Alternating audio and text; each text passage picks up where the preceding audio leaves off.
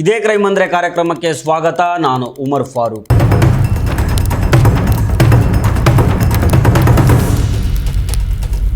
ಅದು ಜೂನ್ 3ನೇ ತಾರೀಕು ಕತ್ಲಾಗ್ತಾ ಇದ್ದ ಸಮಯ. ಗಡಿಯಾರದಲ್ಲಿ ಸರಿಸುಮಾರು ಸಂಜೆ 7 ಗಂಟೆ ಆಗಿತ್ತು. ಬೆನ್ನಿನಗರಿ ದಾವಣಗೆರೆ ಜಿಲ್ಲೆಯ ಚನ್ನಗಿರಿ ತಾಲೂಕಿನ ಆ ಒಂದು ಹಳ್ಳಿ. ಇಡೀ ಜಗತ್ತೇ ಬೆಚ್ಚಿ ಬೀಳುವ, ಮಾನವೀಯತೆಯ ತಲೆ ತಗ್ಗಿಸುವ ಆ ಘೋರ ಕೃತ್ಯಕ್ಕೆ ಕೌಂಟ್ ಡೌನ್ ಶುರುವಾಗಿತ್ತು. ಕುಡಿದು ಬಂದು ಗಲಾಟೆ ಮಾಡ್ತಾ ಇದ್ದ ಗಂಡನಿಗೆ ಬುದ್ಧಿ ಹೇಳಿ ಸುಸ್ತಾಗಿದ್ದ ಆ 41 ವರ್ಷದ ತಾಯಿ ಇಬ್ಬರು ಮಕ್ಕಳ ಭವಿಷ್ಯ ನೆನೆದು ಕಣ್ಣೀರು ಹಾಕ್ತಿದ್ರು. ಕೂಲಿ ಮಾರಿ ದುಡಿದಿದ್ನೆಲ್ಲ ಹೀಗೆ ಕುಡಿತಕ್ಕೆ ಇಟ್ಟರೆ ಮನೆ ನಡೆಸೋದು ಹೇಗೆ, ಮಕ್ಕಳನ್ನು ಸಾಕೋದು ಹೇಗೆ ಅಂತ ಕೇಳಿದ್ದೆ ಆಕೆ ಮಾಡಿದ ತಪ್ಪಾಗ್ಬಿಟ್ಟಿತ್ತು. ಗಂಡನ ಮೇಲಿನ ಮುನಿಸು, ಕೌಟುಂಬಿಕ ಕಲಹದಿಂದ ಮನನೊಂದ ಆ ಒಂಟಿ ಮಹಿಳೆ ಅಳ್ತಾನೆ ಗಂಡನ ಮನೆ ಬಿಟ್ಟು ತನ್ನ ತವರೂರಾದ ಹೆಲೋದಹಳ್ಳಿಯ ಕಡೆಗೆ ಹೆಜ್ಜೆ ಇಡ್ತಾರೆ.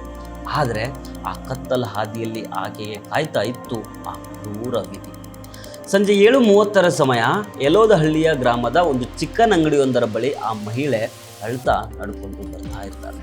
ನಡೆದು ಆಕೆಗೆ ತೀವ್ರ ಸುಸ್ತಾಗಿತ್ತು. ಇದೇ ಸಂದರ್ಭದಲ್ಲಿ ಹಂದಿ ಬೇಟೆಗೆ ಅಂತ ಹೊರಟಿದ್ದ ಕಾಮುಕರ ಕಣ್ಣು ಆ ಒಂಟಿ ಮಹಿಳೆಯ ಮೇಲೆ ಬೀಳುತ್ತೆ. ಸಹಾಯ ಮಾಡುವ ನೆಪದಲ್ಲಿ ಹತ್ತಿರ ಬರುವ ಒಬ್ಬ ಯುವಕ, ಅಕ್ಕ ತುಂಬ ಸುಸ್ತಾಗ್ಬಿಟ್ಟಿದೆಯಾ ಅಕ್ಕ, ಈ 7 ಪುಡಿ ಅಂತ ಹಸಿರು ಬಣ್ಣದ ಪ್ಲಾಸ್ಟಿಕ್ ಬಾಟಲಿಯನ್ನು ಕೈಗಿಡ್ತಾನೆ. ಪಾಪ ಆ ಮುಗ್ಧ ಹೆಣ್ಣು ಮಗಳಿಗೆ ಗೊತ್ತಿರಲಿಲ್ಲ ಆ ತಂಪು ಪಾನೀಯದಲ್ಲಿ ಮಂಪರು ಭರಿಸುವ ಘೋರ ನಿದ್ರಾಜನಕ ಔಷಧ ಬೆರೆಸಲಾಗಿದೆ ಅಂತ.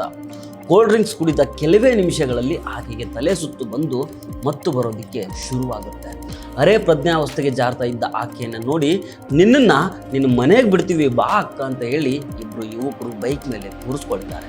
ಆದರೆ ಬೈಕ್ ಹೋಗಿದ್ದು ತವರು ಮನೆಗಲ್ಲ, ಆ ಮೃಗಗಳಿದ್ದ ಆ ಭೀಕರ ನರಕಕ್ಕೆ.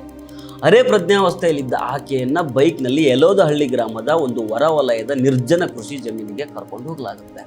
ಅಲ್ಲಿಗೆ ಹೋಗ್ತಾ ಇದ್ದಂಗೆನೆ ಸುತ್ತಲೂ ಕತ್ತಲು ಕವಿದಿರುತ್ತೆ. ಆ ಕತ್ತಲಲ್ಲಿ ಹೊಂಚು ಆಕೆ ಕುಳಿತಿದ್ದ 10 ಮಂದಿ ಕಾಮುಕರ ದಂಡು ಆಕೆಯನ್ನು ಮುತ್ತಿಗೆ ಹಾಕುತ್ತೆ, ಹುರಿದು ಮುಕ್ಕುತ್ತೆ.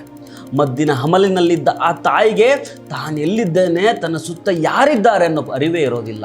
ಆಕೆ ಸಂಪೂರ್ಣ ಪ್ರಜ್ಞೆ ತಪ್ಪಿ ನಿದ್ದೆಗೆ ಜಾರಿದಾಗ ಆ 10 ಮಂದಿ ದುರುಳರು ಆಕೆಯ ಮೇಲೆ ಕ್ರೂರವಾಗಿ ಅಕ್ಷರಶಃ ರಾಕ್ಷಸರಂತೆ ಮುಗಿಬಿದ್ದು ಸಾಮೂಹಿಕ ಲೈಂಗಿಕ ದೌರ್ಜನ್ಯ ಎಸಗ್ತಾರೆ, ಅತ್ಯಾಚಾರ ಮಾಡ್ತಾರೆ.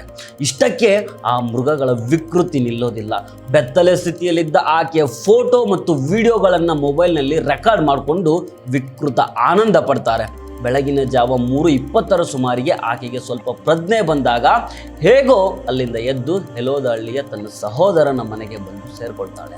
ತನಗಾದ ಘೋರ ಅನ್ಯಾಯದ ತೀವ್ರ ಭಯ ಮತ್ತು ಆಘಾತದಿಂದ ಆಕೆ ಯಾರಿಗೂ ಈ ವಿಷಯವನ್ನು ಹೇಳದೆ ಮೌನವಾಗಿ ಕಣ್ಣೀರಿಡ್ತಾ ಇರ್ತಾಳೆ. ಆದರೆ ಜೂನ್ 8ನೇ ತಾರೀಕು ಆ ದುರಂತದ ಅಸಲಿ ಕರಾಳ ರೂಪ ಹೊರಗೆ ಬರುತ್ತೆ. ಕೃತ್ಯ ಎಸಗಿದ್ದ ಆ ನೀಚ ಕಾಮುಕರು ತಾವು ಮಾಡಿದ ವಿಡಿಯೋ ಫೋಟೋಗಳನ್ನು ವಾಟ್ಸಪ್ ಸೇರಿದಂತೆ ಸೋಷಿಯಲ್ ಮೀಡಿಯಾ ಗ್ರೂಪ್ಗಳಲ್ಲಿ ಹರಿಬಿಡ್ತಾರೆ. ತಾವೇನೋ ಒಂದು ದೊಡ್ಡ ಘನಂದಾರಿ ಕೆಲಸ ಮಾಡಿಬಿಟ್ಟಿದ್ದೀವಿ ಅನ್ನೋ ರೀತಿ. ಜೂನ್ 8ನೇ ತಾರೀಕು ಸಂತ್ರಸ್ತೆಯ ಅಣ್ಣನ ಮಗ ಸತೀಶ್ ಎಂಬಾತ ಕರೆ ಮಾಡಿ, ಅತ್ತೆ ನಿನ್ನ ಬೆತ್ತಲೆ ವಿಡಿಯೋ ಈ ಗ್ರಾಮಸ್ಥರ ಮೊಬೈಲಲ್ಲಿ ಹರಿದಾಡ್ತಿದೆ ಅಂತ ಹೇಳಿದಾಗ ಆಕೆ ಇಡೀ ಜಗತ್ತೇ ಮುಳುಗದಂತಾಗಿ ಬೆಚ್ಚಿ ಬೀಳ್ತಾಳೆ. ತಕ್ಷಣ ತನ್ನ ಕುಟುಂಬಸ್ಥರಿಗೆ ನಡೆದ ಘಟನೆಯಲ್ಲೆಲ್ಲ ಎಳೆಯಾಗಿ ವಿವರಿಸ್ತಾಳೆ. ಕುಟುಂಬಸ್ಥರು ಇಸ್ತ್ರಿ ನಾಗರಾಜ್ ಅನ್ನೋ ಆರೋಪಿಯನ್ನು ಹಿಡಿದು ವಿಚಾರಣೆ ಮಾಡಿದಾಗ ಆ 10 ಮಂದಿ ನರರಾಕ್ಷಸರ ಕರಾಳ ಮುಖವಾಡ ಕಳಚಿ ಬೀಳುತ್ತೆ. ಈ ವಿಷಯ ತಿಳಿತಾ ಇದ್ದಂಗೆನೆ ತಡ ಮಾಡದ ಸಂತ್ರಸ್ತೆ ಮತ್ತು ಆಕೆಯ ಕುಟುಂಬಸ್ಥರು ಜೂನ್ 9ನೇ ತಾರೀಕು ಬಸವಾಪಟ್ಟಣ ಪೊಲೀಸ್ ಠಾಣೆಗೆ ಧಾವಿಸಿ ದೂರು ಕೊಡ್ತಾರೆ. ಈ ಪ್ರಕರಣದ ಗಂಭೀರತೆ ಅರಿತ ದಾವಣಗೆರೆ ಜಿಲ್ಲಾ ಪೊಲೀಸ್ ವರಿಷ್ಠಾಧಿಕಾರಿ ಡಾಕ್ಟರ್ HT ಶೇಖರ್ ಅವರು ASP ಪರಮೇಶ್ವರ್ ಹೆಗಡೆ ನೇತೃತ್ವದ ಪೊಲೀಸ್ ಪಡೆ ತಕ್ಷಣ ಕಾರ್ಯಪ್ರವೃತ್ತರಾಗ್ತಾರೆ. ದೂರು ದಾಖಲಾದ ಕೆಲವೇ ಗಂಟೆಗಳಲ್ಲಿ ಈ ಕೃತ್ಯ ಎಸಗಿದ ಎಲ್ಲ 10 ಆರೋಪಿಗಳನ್ನು ಹೆಡೆಮುರಿ ಕಟ್ಟಿ ಜೈಲಿಗೆ ಅಟ್ಟಿದ್ದಾರೆ.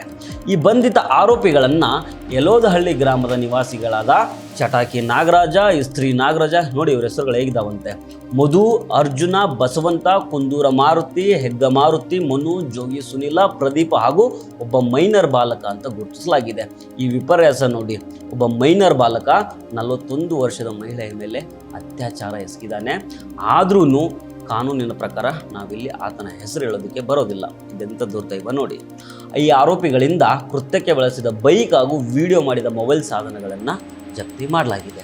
ಪೊಲೀಸರು ಆರೋಪಿಗಳ ಮೇಲೆ ಕೇಸ್ ದಾಖಲಿಸಿ ದಾವಣಗೆರೆ 1ನೇ ಹೆಚ್ಚುವರಿ ಜಿಲ್ಲಾ ಮತ್ತು ಸತ್ರ ನ್ಯಾಯಾಲಯಕ್ಕೆ ಹಾಜರುಪಡಿಸಿದ್ದಾರೆ. ನ್ಯಾಯಾಲಯ 9 ಮಂದಿ ಆರೋಪಿಗಳಿಗೆ 14 ದಿನಗಳ ನ್ಯಾಯಾಂಗ ಬಂಧನ ವಿಧಿಸಿದ್ದು, ಓರ್ವ ಬಾಲಾಪರಾಧಿಯನ್ನ ರಿಮ್ಯಾಂಡ್ ಹೋಮ್ಗೆ ಶಿಫ್ಟ್ ಮಾಡಲಾಗಿದೆ.